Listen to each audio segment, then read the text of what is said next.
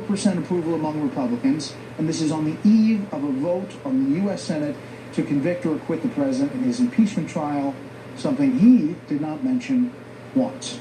So with that, let's bring in our panel.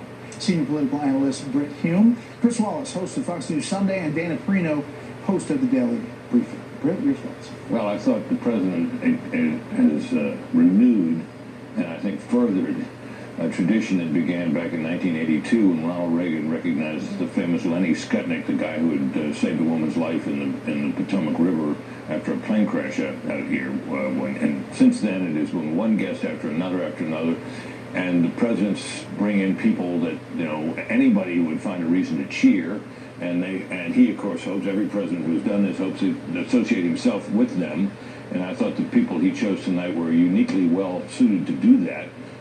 And I think the president gained something from that and automatically would, because it sets traps for his critics. They may not want to cheer his policies, they may not agree with his achievements, but it's awfully hard for them not to cheer some of these people he recognized here tonight. Well, I would say that the theme of the speech was the Great American Comeback, and which I thought was a really great way to build a speech around. And you could take all of those guests that the staff obviously worked very hard to find because it fit each of those moments. He also asked Congress to do a lot of things. They won't do a lot of them, and he'll end up being able to call them the Do-Nothing Congress. Chris?